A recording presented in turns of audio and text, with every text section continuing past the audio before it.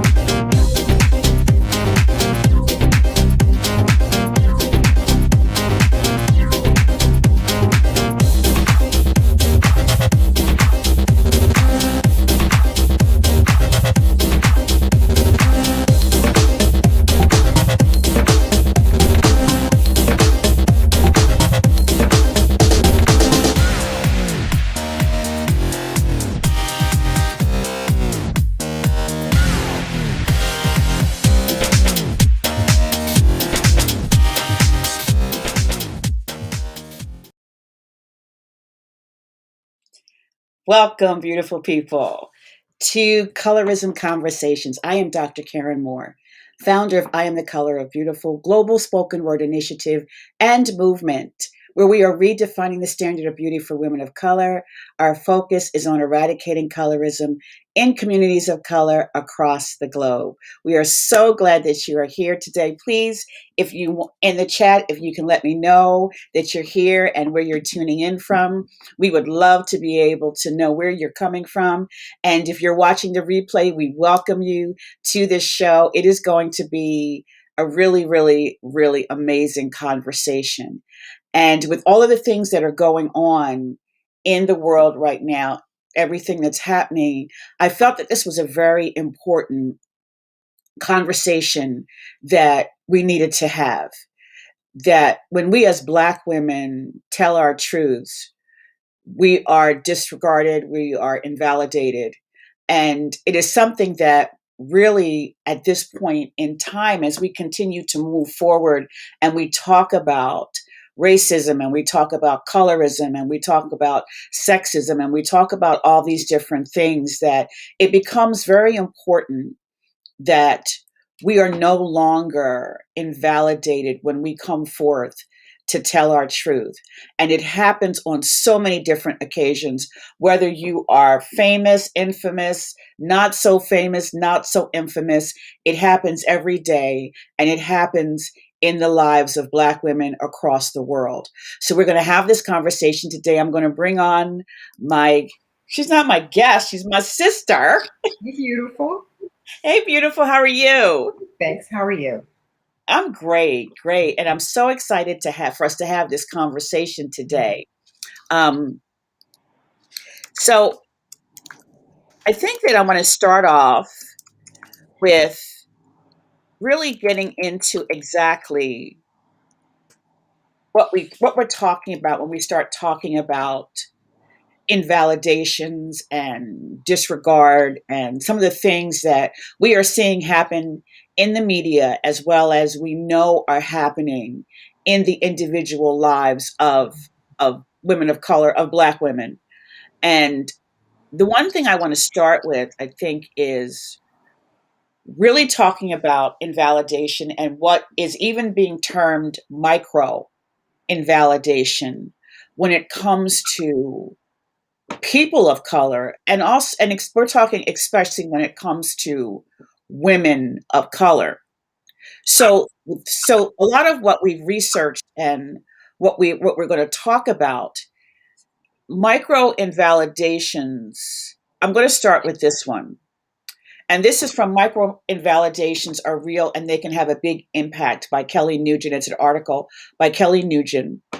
And she says that micro validations are often covert or unconscious and used to cancel the thoughts, feelings, and lived experiences of marginalized individuals. Examples include denial of racial reality, dismissing claims that race was relevant to understanding a person's experience, denial or devaluing of experience or culture, ignoring the existence, histories, cultures of groups of people, assuming Mm. that others are like you. So I think we can start there.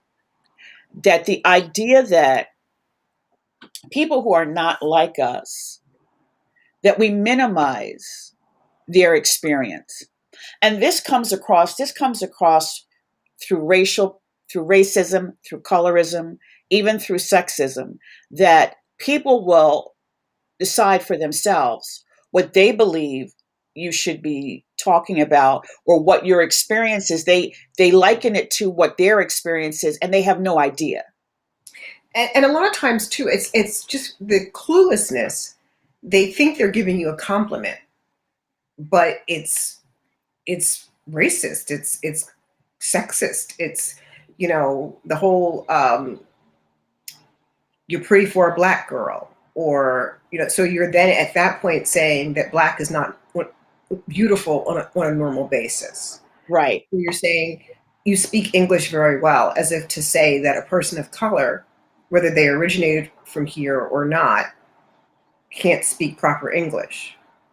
So it's Yeah. a lot of times it's based in ignorance and Right. the fact that sometimes it's meant to be a compliment, but they just don't understand that when you say that, you're offending me more than you're complimenting me. Exactly. And the fact that you and I have talked about this for a very long time, that the idea that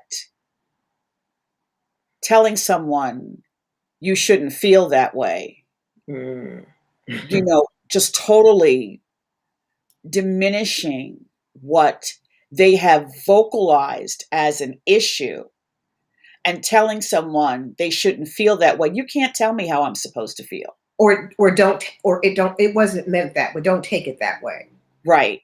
You know. Because we have to honor and we have to understand and accept that how someone receives something, whether you meant it or not that way, Mhm. we need to honor them telling you or saying that this is how I felt about what you said. This Right. is how I felt about what you did. And whether or not you meant it that way, this is how it affected me. And Right. we need to be understanding and tapped into the idea that we have to honor when people tell us what they have experienced with us or what they have experienced in any environment. We cannot invalidate that, okay, well, I didn't mean it like that. So, like, that's the end of it. I didn't mean it like that. Well, wait a minute. Whether you meant it like that or not, that's how it came across to me. And this is why, and I see this all the time, and I realize that I'm an older generation. This is why I really don't like texting, Mm. because I read it with a certain, I may read it with a tone you did not intend. Right. And even when you say things to me, you may say it in a tone and you don't even realize what your tone is communicating to me when you say it. Or words themselves are powerful. So Absolutely. you have to choose carefully your words that you're saying, and you have to take into consideration the how that's going to be perceived by the other person. And unfortunately, especially in America, there's a standard that does not necessarily apply to everyone from every race. So, Mhm. and we all have biases. Every single last one of us has a bias. towards someone. And a lot of it is because as a culture, we've been brought up to make fun of people. We've been brought up with stereotypes that, Right. all this group of people do this, and all that group of people do this, and all the other group of people do this. And it's just ingrained in us. So that when it comes out of our mouth, we don't see it as offensive because that's what we've always been taught. However, when I tell you that it's offensive, then you need to honor that. You need to say, we need to have a conversation around that. And what makes it so difficult is the fact that it puts the burden on the person who's been offended to make a decision based on where I am. Do I choose to just ignore this, let it pass? Do I choose to try and make this a teaching moment? Do I become confrontational? And what are the ramifications of whatever path I choose to take? Right. So that puts a lot of, now I've already been offended. Now I've got the stress of deciding what action needs to be taken. Right. And that's one of the things that Kelly Nugent says in her article. She says, all of these feelings start to come up. And so you start asking your question, was that really offensive? Right. When you felt that, but now we have to start second guessing our feelings. Am I being oversensitive? Right. Mm-hmm. Was she really being racist in what she said? Am I allowed to get offended even if she meant well? These are the type of situations and subsequent questions people of color continually face when interacting with white people. Incidents like these have become so commonplace, people of color see them as emotionally exhausting. Hello? Yeah. As an emotionally exhausting routine that seems to never stop. This is part of the invisible plague of micro-invalidation and is inflicted on millions of people of color by negating their experiences through everyday language. And that's really a very important point about it becoming emotionally exhausting. Yeah. So when you start getting this whole idea of emotionally exhausting, and we have even talked about colorism having an effect on your mental health, your emotional health. It has an effect on your physical health. It can have an effect on your physical health also, because when you're affected mentally and emotionally, invariably you're affected physically. Yeah. So the idea that we are affected emotionally and we become emotionally exhausted to the place where many times we are withdrawn. We do not want to even begin to communicate, because when you get emotionally exhausted, emotional exhaustion leads to physical exhaustion, which leads to mental exhaustion, which leads to you just being so that you just want to withdraw. And wherever that withdrawal takes you, it can sometimes lead you to dangerous places, that actual withdrawal, and not feeling that you're being heard, not feeling that your feelings are being validated. And so you become withdrawn, and it leads to depression. It can lead to, other things that happen. And so we have to be mindful of how this affects people of color mentally, emotionally, and physically. And especially women, because, as a lot of times women don't have a voice regardless. And when they do voice, that's true, they're not taken seriously. And we as caretakers, we already have a lot on us. But then you have this continual microaggression, or this micro invalidation that's occurring. And it's almost likened to a post-traumatic stress syndrome, right. Because you have this consistent insult or injury to you. And like I said, then you've got the stress of, how do I handle this? How is this going to affect me? Especially if you're in a workplace or a school. How is this going to, if I say something, how is this going to impact my position at work? Like you say, you become isolated. Sometimes you get angry, you get depressed, you get frustrated. And all of this, like you say, has an effect on your physical health. So, you're increasing your blood pressure. Once you increase your blood pressure, you're increasing your vulnerability to cardiovascular disease. Right. You know, um, it decreases your quality of life. Everybody internalizes things differently. Some people end up with gastric problems. So, some people, their stomach gets all in knots, and, it becomes stressful or traumatizing to have to go back into a situation where you're constantly receiving those kind of things. Some of us deal with it by eating. Some of us deal with it by not eating. So, you get these weight gain and weight loss, and people don't really validate the stress that it causes because they just don't understand the historic trauma that we as a race have endured, and then we as Black women have endured. And we have to also understand when that person does tell us, it takes a lot of courage for Black women to speak up about their trauma. Yeah, it does.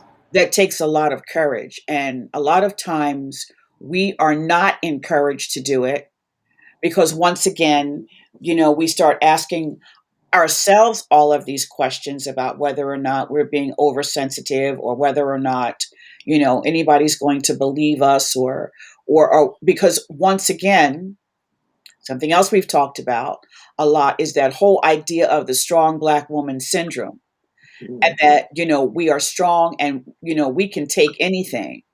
And mind you, I am not diminishing the fact that we are strong, but many times that idea of the strong Black woman gets in the way of us expressing how we're feeling about situations and experiences that we're having, because we feel that for me to act like something bothered me or got to me means I'm not that strong Black woman. And that is so far from the truth. Yeah. Because again, we're talking about the courage that it takes to talk about your trauma and the things that you have experienced, and not letting people get away with doing the things that they're doing and not listening to us and letting us tell you that, listen, this is the experience I'm having, or this is the experience I had, and I need to tell you about it. And I need for you to listen to me.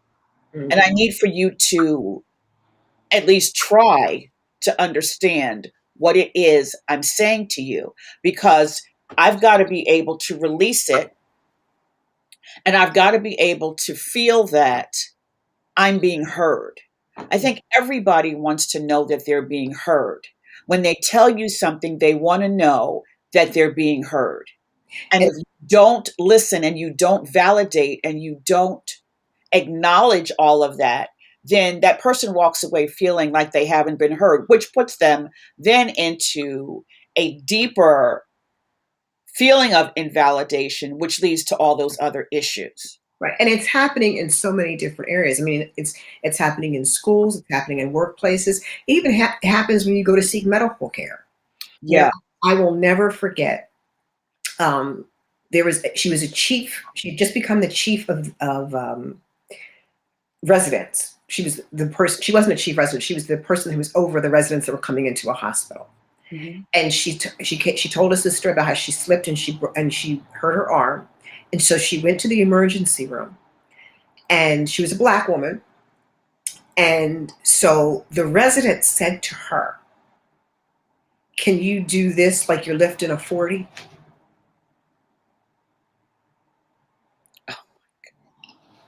And I was like, wow. What would make you think that this Black woman would know what it's like to lift a 40? But you felt comfortable. So why would she had a way of resolving that situation because of her position. But if I go in there and you say that to me, is that going to make me feel comfortable seeking health care?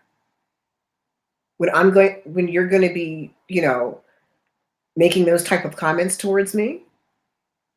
Yeah. So now I've got all this stress, I've got all this tension, I've got all this, I'm got the burden of trying to decide what way to resolve this issue.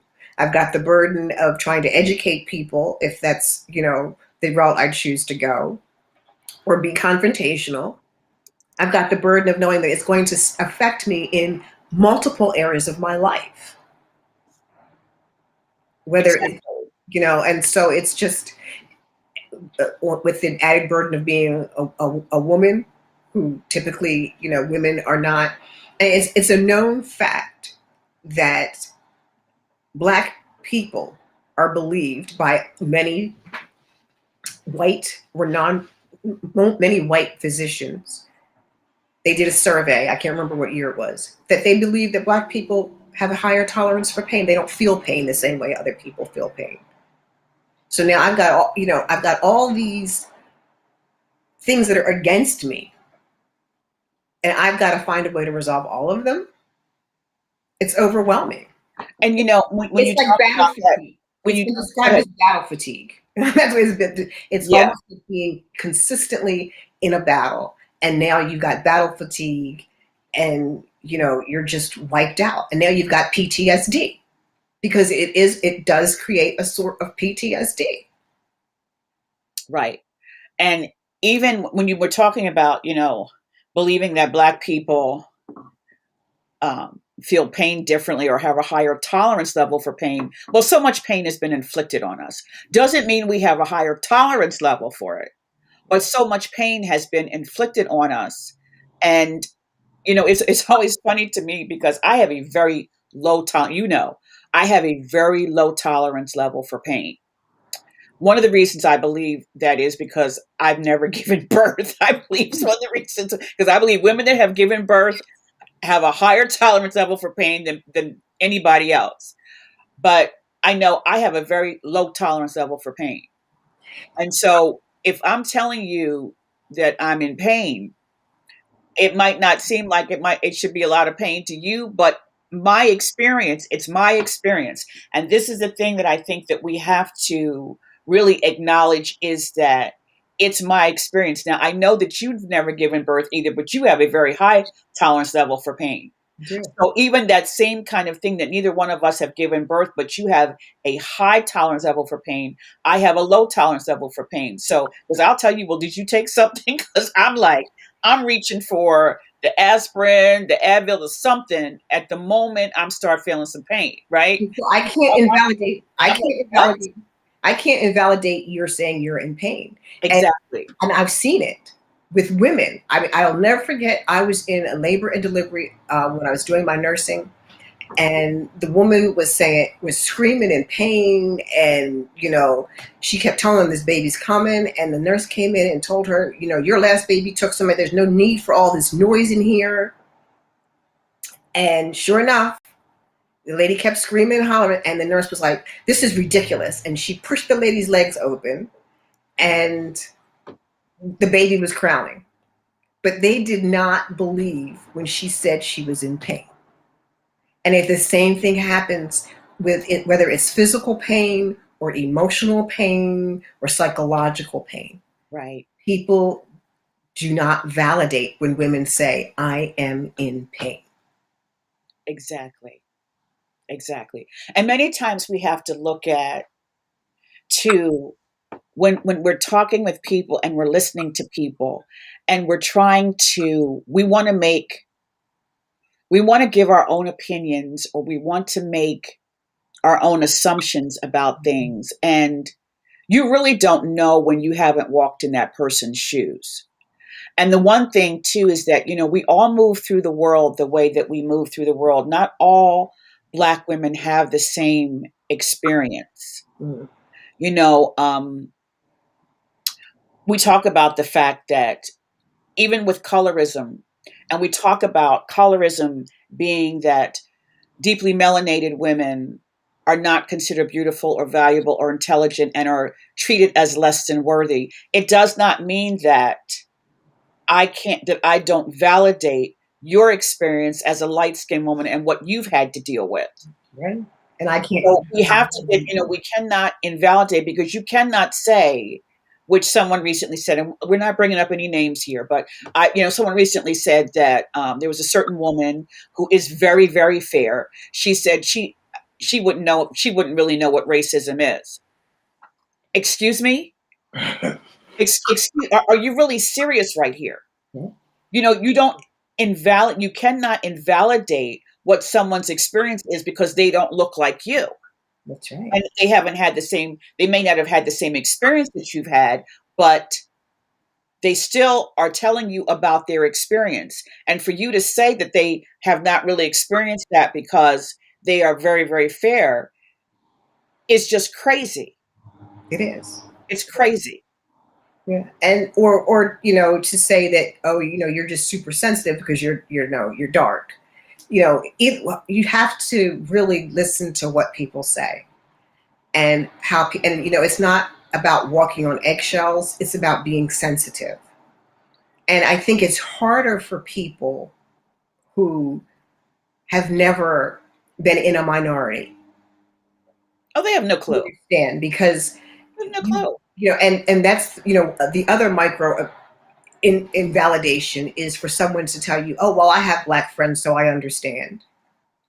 It's Are not you Black?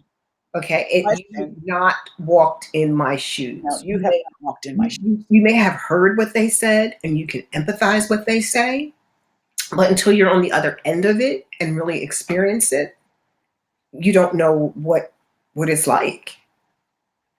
So my question to you is, how do you deal with micro invalidation? You're asking me personally? Yeah, I mean, it's okay. Do you have an example of a micro invalidation and how you dealt with it? Well, I think that give me a minute to think about one I can actually talk about on camera. Okay, well, I'll start then. Okay, you start while I think about one I can talk about on camera. So I remember very distinctly when I was in high school, we had to write a report on a red badge of courage. And I left my book at home and I went to my aunt's house to spend the night. And in typical Renee fashion, I wrote my paper at the last minute. And I turned my paper in and I get it back. And it says F, plagiarism. I'm like, excuse me? So I go to the teacher who was white and I said, why did you give me an F? He's like, because you plagiarized. Do you know what that means? So my parents raised me to be respectful because I really wanted to say some things that would not have been honoring to my parents or to God. But I said yes, and I explained to him what plagiarism was, taking somebody else's work and claiming it as your own. And he told me I plagiarized, and I said that's not possible because I didn't even have the book. Well, it just so happened that I had to call my mother to ask her some information out that book. So she knew I didn't have the book. So I was hot. And I don't think anybody in that school had ever seen me so hot. The hallway parted as I walked through because my mom used to work in the store. And they were like, oh, this is not going to be good. So I went and I told mom. And mom went to that teacher and she talked to him. And he ended up having to regrade my paper. But when he gave it back to me, he gave me an A-. He wouldn't give me a solid A. But he said to me, looked me in my face as a instructor in a high school and said, I've never met a Black person that could write that well.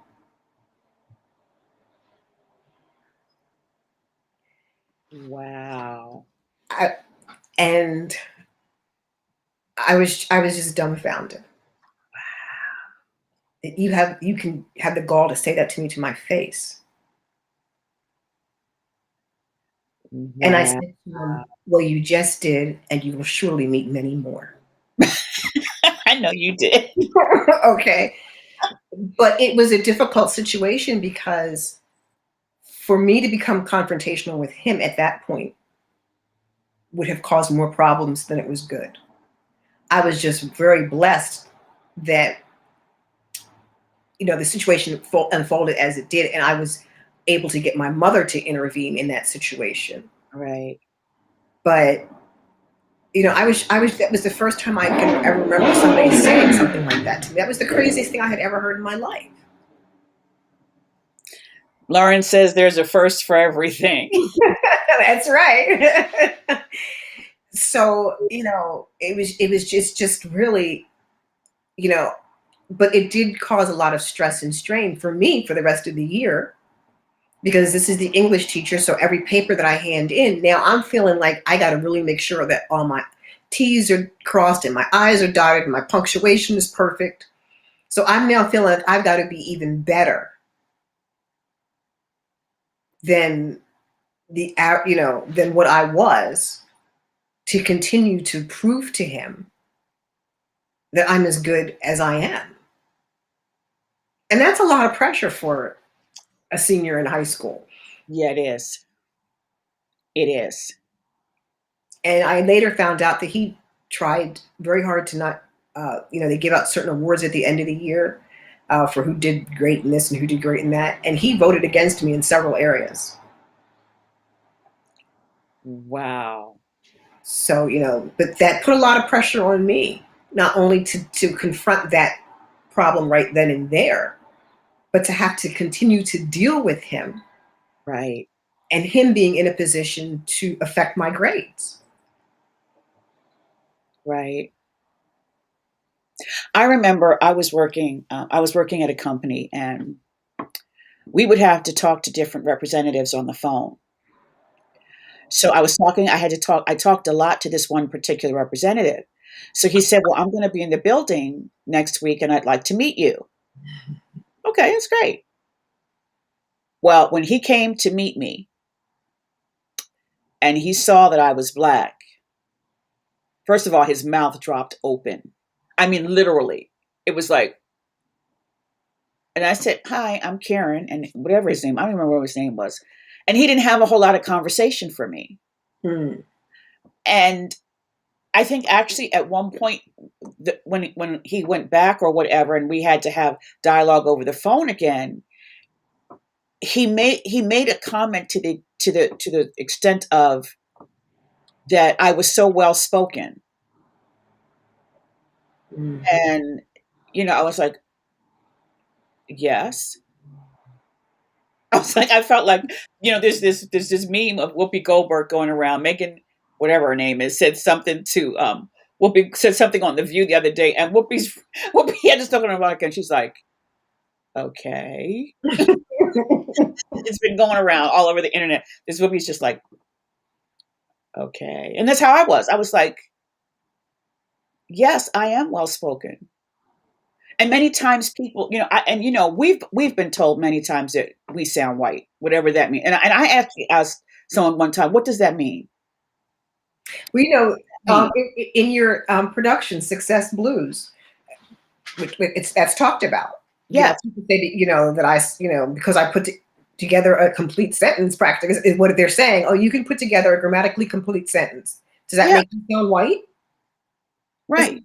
So I said, okay, well, fine. I'm in good company. Michelle Obama, Right. Because, we don't all talk like, yay, yo, whatever it is, we don't, and even people, sometimes too, which is kind of the interesting thing about Black people is many times we talk to each other a certain way, but then when we're in other spaces, we talk a different way.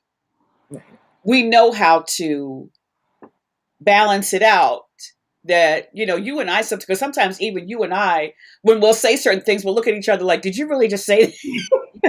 Did you really just mix that? That is not grammatically correct. Say that. Yeah. But when you're in certain spaces, you don't feel you even have the grace to slip, a little bit, because you will then perceived as being, and it's difficult because then you get into that thing of, I don't want to be too Black, but I want to let them to know I'm Black. I even question, what is that? What is too Black? What is that? That's an interesting question. I am assuming that too Black is that I meet all of your stereotypes. I guess. I don't know. That's interesting. I'm assuming. It could be. That Yeah. could be that means, that's being, because there's a certain, and I believe, once again, because we're always talking about this, I believe that a lot of that comes from television. It comes from the media. It comes from Hollywood. That this is what Black people are like. We're all of us are loud. All of us, talk a certain way. All of us are on welfare. All of us, you know what I'm saying? This is, especially if you are deeply melanated. All deeply melanated men are thugs. Once in a while, you might get to see a deeply melanated man that is a doctor or possibly a lawyer or something in a film. You get to see that, but most of the time, the deeply melanated men are thugs. They're the ones that are in jail. They're the ones. That's how they're portrayed. But so that just helps to perpetrate the microaggressions and the microinvalidations. Exactly. Because if I'm from a different culture and this is what I see of you, especially for people who grow up pretty much isolated in just all white communities, then the only thing I see of you is on television. But it's interesting because I don't think that every white person that I meet is Son of Sam or Jeffrey Dahmer or any of those rest of the people. I don't assume that because you're white, you are the Son of Sam. Well, I You mean, know what I'm saying? Or I don't assume that you are, I don't assume that you're racist. serial killer or whatever the worst of the worst is of white people. I don't assume that about you when I meet somebody who's white. But that's because I think that from the media perspective, that you get to see a span of white people. You get to see the executive and the drug addict, the doctor Yeah. and the criminal. So you are almost socialized to think that not all white people are criminals. Whereas Yeah, that's a true. lot of, or not all white people, most white people speak very well, and most white people are this, and most white people are that. Whereas a lot of times, what you see in the media is not necessarily a positive representation of a lot of Black people. You have your exceptions, but a lot of times it's not a positive representation. So, as a person who does not have any um, contact or hasn't grown up with people who don't look like them, that's where you get your information from. Right. Right. Because I told you about the time that I went to Korea, got off the plane, and the first thing I saw was this jet black doll with big red lips holding a piece of watermelon. Where did they get that from? So, it's a lot of it is socialization through television, and even in politics, some of these politicians, some of the things they say, like, even the whole thing about when they want to raise the minimum wage, they always say that, this will help people, especially communities of color. And then you get these people that turn around and say, particularly white men, I'm going to be honest with you, it's typically white men and some white women turn around and say, well, these low paid jobs weren't meant to be supporting a family, and they need to just pull themselves up by the bootstraps and get motivated to get higher positions. That totally right there just tells me you have no clue None.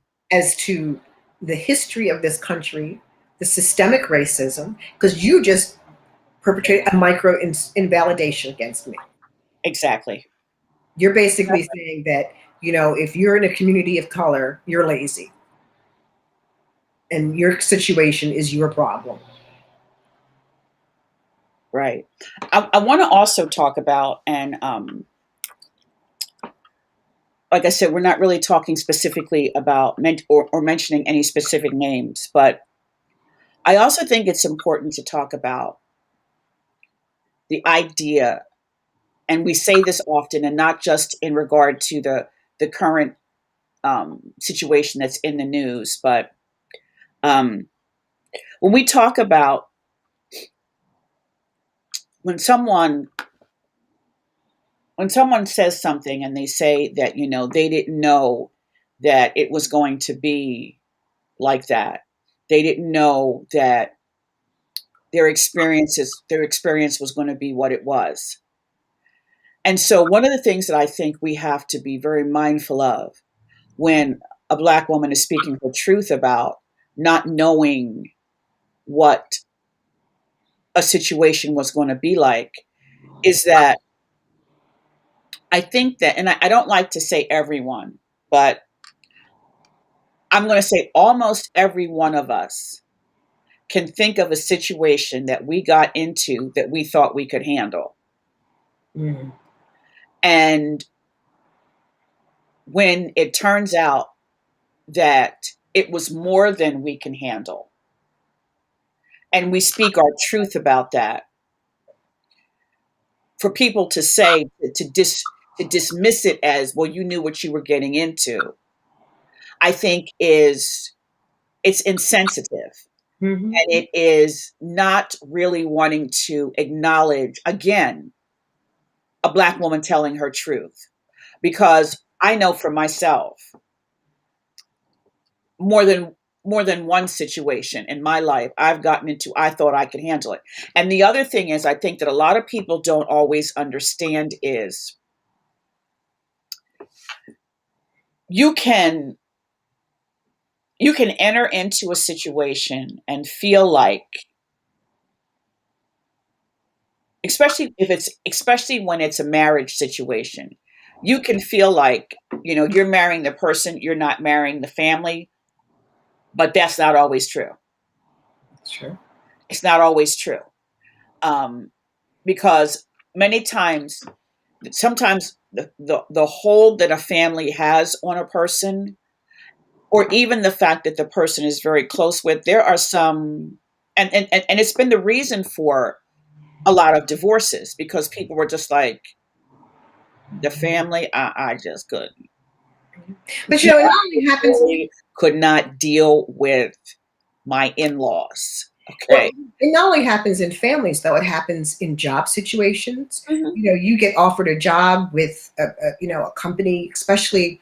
There's been a lot of talk recently about blacks in the tech industry, blacks in the gaming industry. You get in there and you're one of 100, and you're thinking you're going in there to do your job, to contribute, to be, to show what you have to offer, and just the surroundings, the constant invalidation, people trying to take credit for your work, people feeling like Yeah. you're only there because you meet a quota, or being made.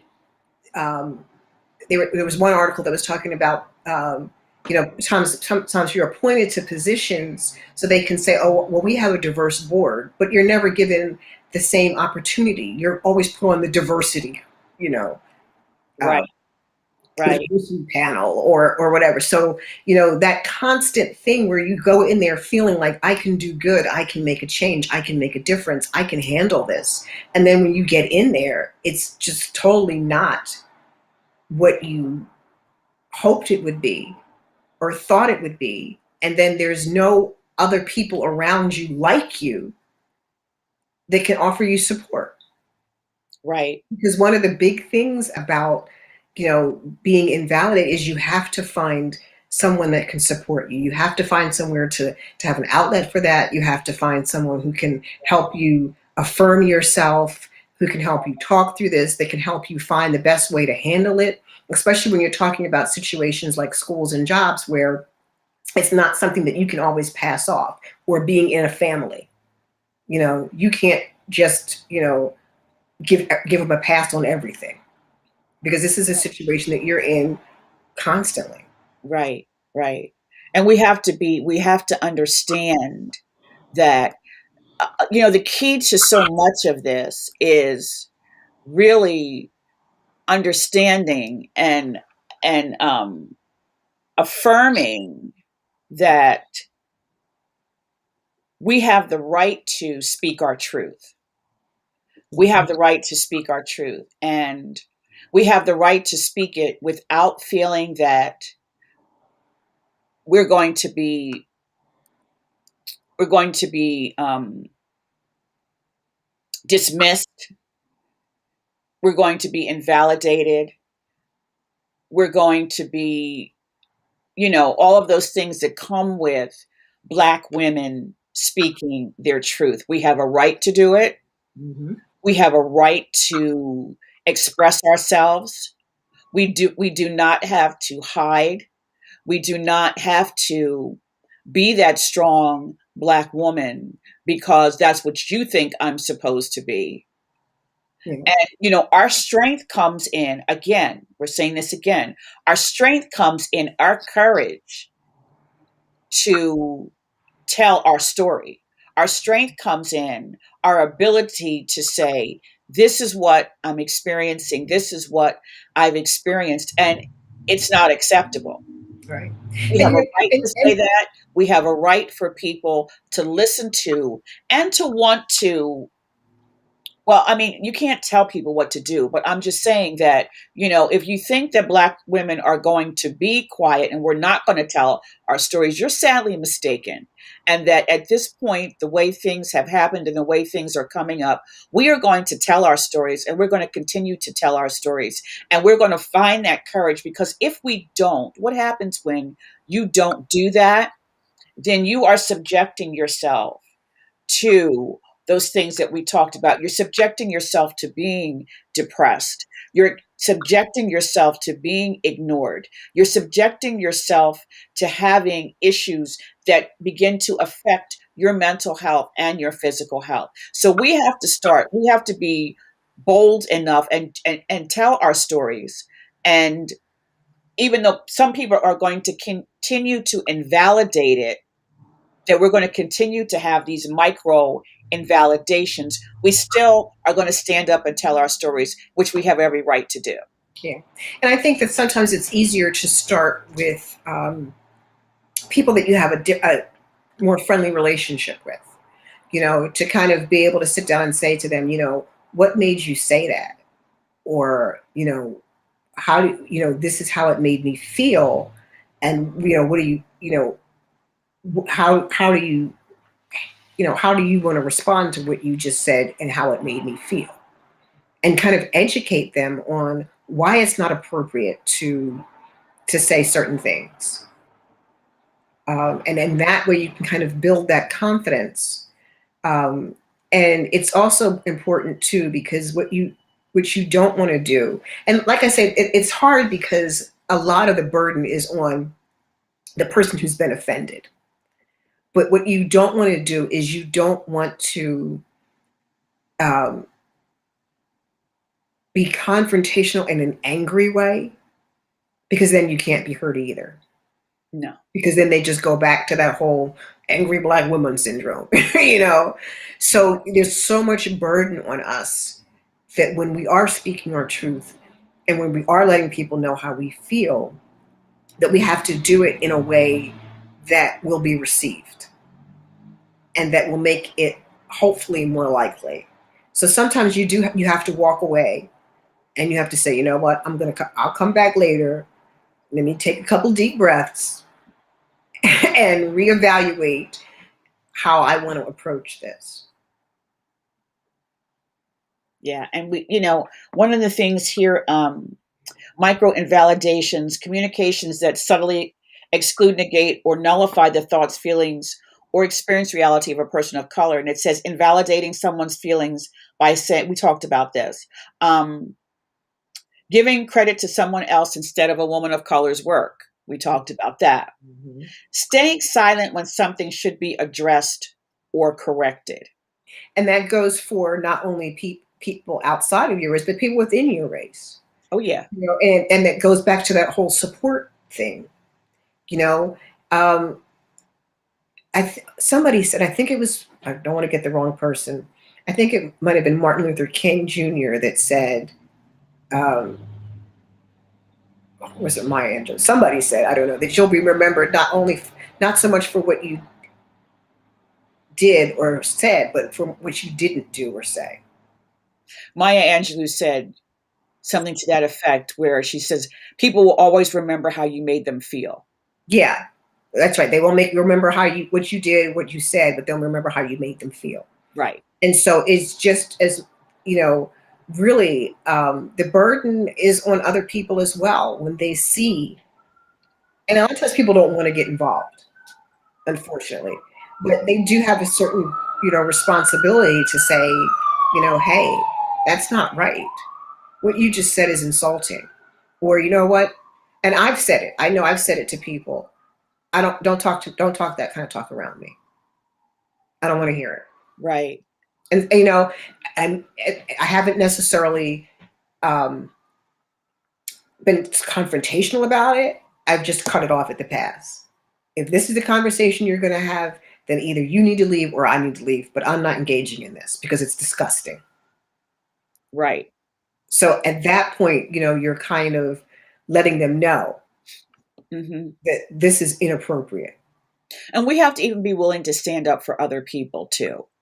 That's it. That, when we hear something inappropriate, or we hear something being said about someone or to someone else, that sometimes, though I know nowadays it can be difficult because, it's such a crazy time we're living in. I think sometimes people are not willing to step up because of the consequences that they could be setting themselves up for. Right. But in a situation where you feel like at work, where you feel like you might be safe, or certain places, we need to speak up for other people too. When things are happening that we know are not right, and that are just, we can see that they are troublesome to someone else, we can step in and say, come, this is not good.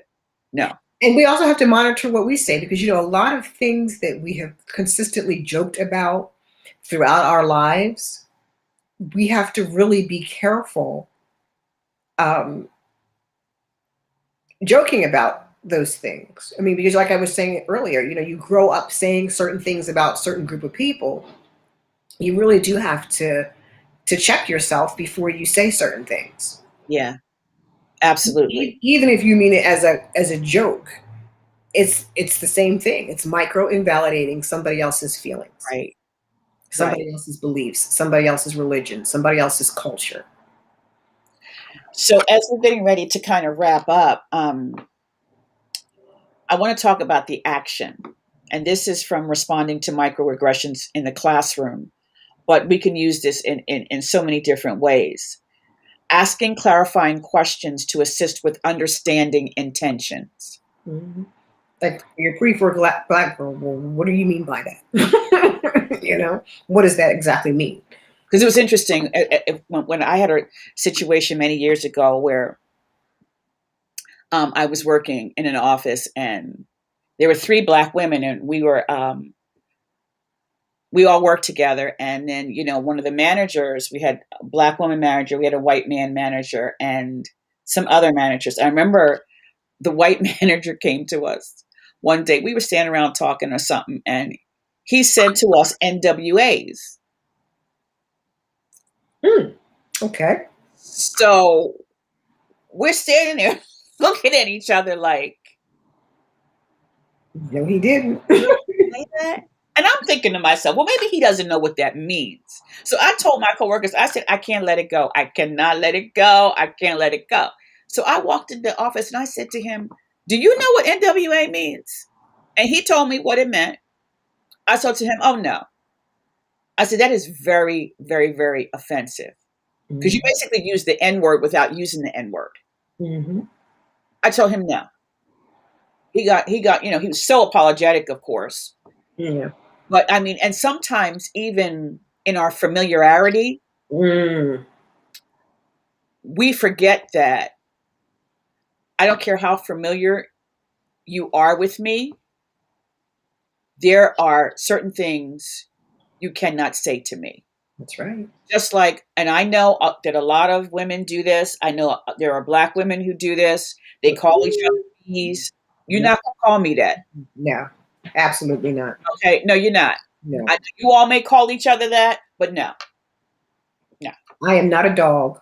No, you are not going to call me that. I am not an animal. And that's We have to be careful, even in our familiarity, that we don't, what is okay with you saying to a certain group of people, it may not be okay for you to say to everybody else that you think is like you.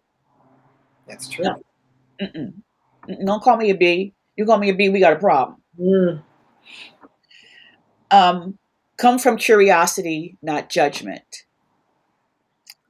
Tell what you observed as problematic in a factual manner, which is interesting. I mean, I think that is true about a factual manner. It can be very difficult many times. So, like you were saying, we have to be mindful of the whole angry black woman thing. But sometimes when you are emotional or something has affected you emotionally, because again, I think that we have to remember that in a lot of instances we're dealing with trauma Oh yeah. and certain triggers and things, and so I want to give you the facts. And which is one of the things that I always remember. I'm better at it now, but when my husband and I got married, and many times I would be upset and I wouldn't say anything right away. And he would say to me, "How long are you going to be mad?" And I would say, "Until I can properly form the Mhm. right kind of response. Then I will talk." Now, it doesn't take me days anymore. It used to take me days because I had to work through I felt I had to work through all of my feelings in order to respond in a way that wasn't aggressive or accusatory or any of that, which a lot of times, again, people don't realize that we as women have this whole set of emotions many times we have to work through before we can even begin to respond to you.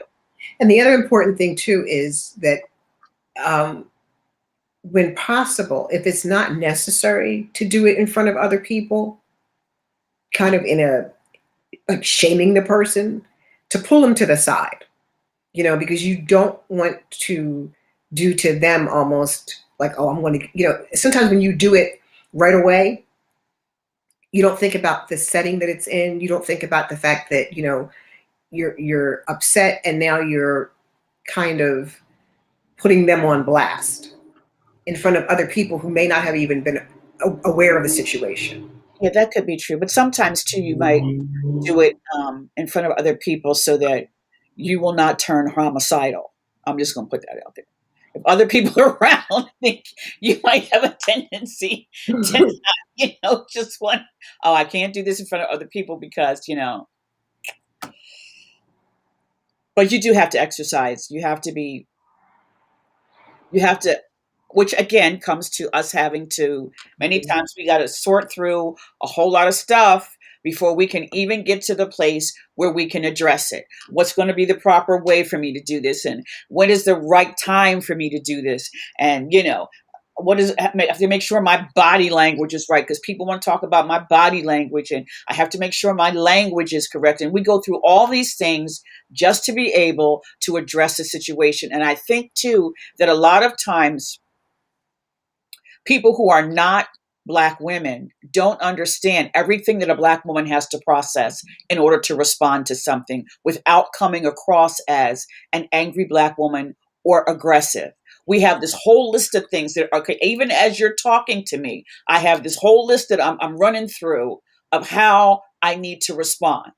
And And not only that, but the emotion and everything that's happening, because I remember so clearly.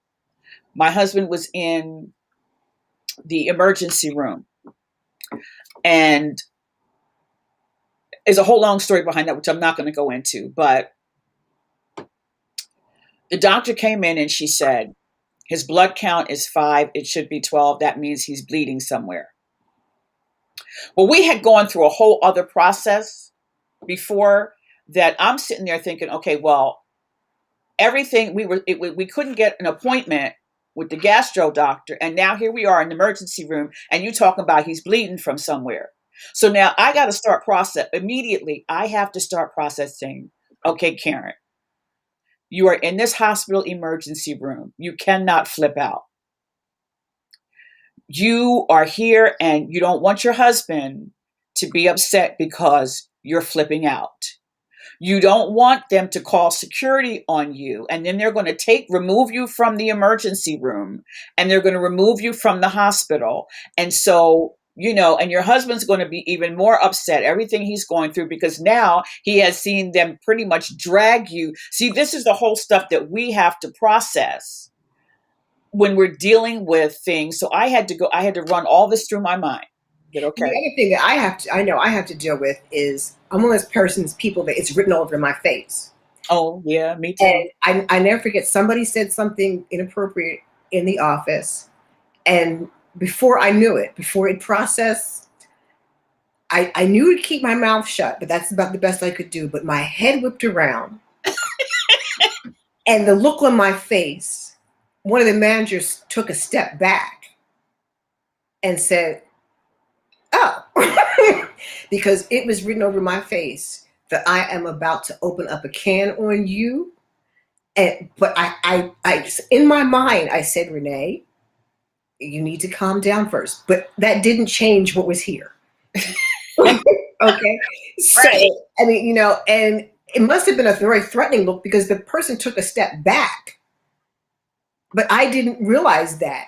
And so, when you're in those situations, once again, was I being perceived as the angry Black woman?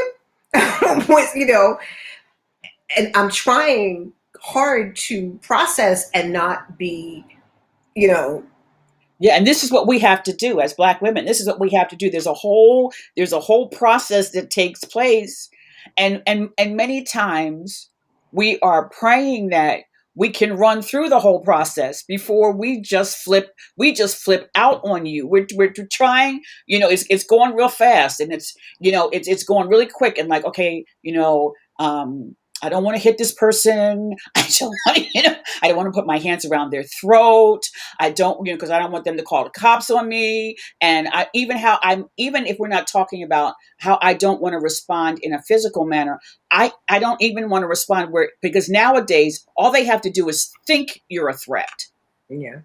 Okay. It's just, sometimes they make up stuff and, oh, well, I felt I was threatened. And then you have to, especially in school, especially in school or on a job, you have to be careful too, because then that can impact the way people perceive you going forward. Right. And then, next thing you know, your performance evaluations aren't as good. And, you're not. This is what it takes to be a Black woman. Or for that, because, you responded to something that was traumatizing to you. But people who are not people of color, people who are not Black women have no idea. Yeah. They have no clue. And they don't understand that we're talking about centuries of violation. We're talking about centuries of trauma that have been passed down from generation to generation to generation. And they have no idea what it is that we have to go through. And they have no idea what it's going to take for us, what it even takes for us to get through a day. They have no idea.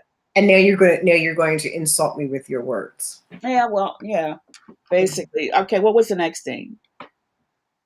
It says impact exploration. Ask for and or state the potential impact of such a statement or action on others.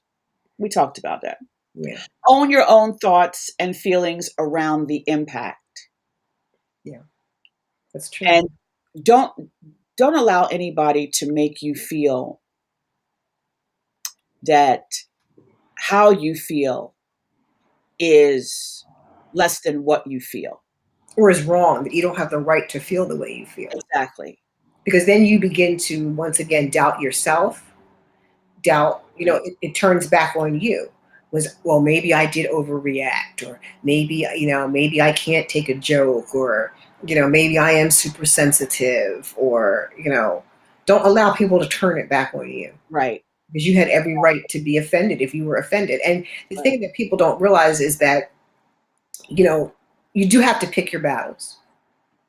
You do have to choose what you're going to let go, Right. what you're going to confront, what you're going to, try and educate people about. But it still doesn't, invalidate how you feel, regardless of your response to it. You have the right to feel the way you feel. And if we exercise understanding and we exercise civility, we're always talking about civility.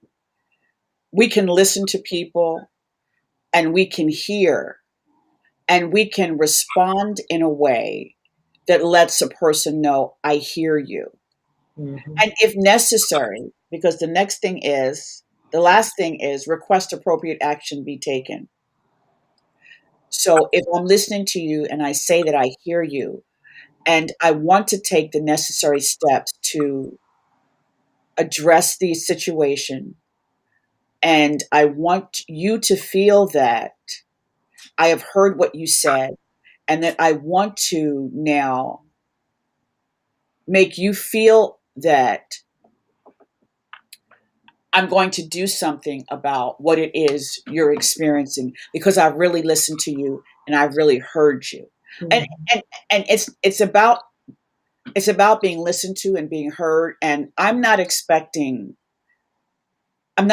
anyone who is not a Black woman to necessarily understand, Mhm. but I am expecting you to listen to me.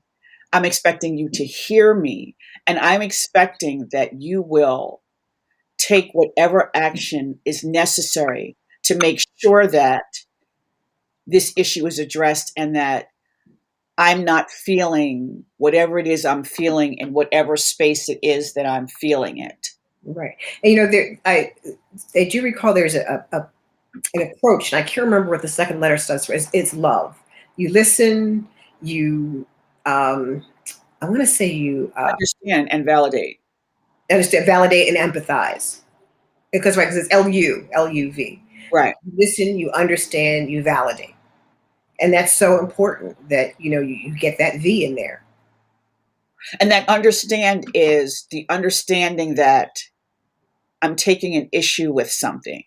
You may not really understand it because you haven't walked in my shoes, but you understand my feeling about it. Right.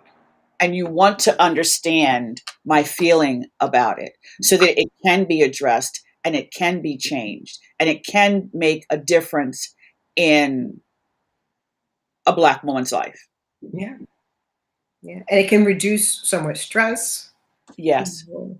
It can give us better mental health, better physical health, better, just And if you are out there and you are feeling that you have not been validated, you have not been acknowledged, that you are in a very difficult situation, I encourage you to reach out to whoever you need to reach out to, whether it be there's nothing wrong with getting counseling, nothing at all wrong with getting counseling. There's nothing wrong with reaching out to a program or to a coach or to a a pastor or or a sister who may be able to help you. There are programs out there. There are people who have programs that you can go to and be a part of, and groups, women's groups that you can go to and be a part of that are there for your validation and to hear you and to understand women who understand your story. And that's another thing. We have to surround ourselves with people who understand our stories. yeah, And we've got to tell our stories. And we've got to surround ourselves with people who understand our stories and understand what we're saying and what we've been through. no, definitely. Awesome. Thank you. Well, you're welcome. Thank you. Amazing show. I'm gonna close out, but thank you so much for joining me. My pleasure. All right. All right.